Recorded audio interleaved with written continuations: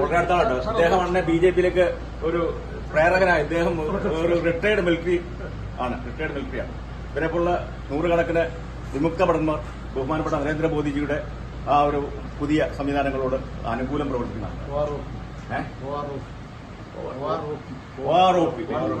One rank one pension. ഇവിടുത്തെ retired മിലിറ്ററിക്കാരെല്ലാം അതിന് വലിയൊരു ഇതാണ്.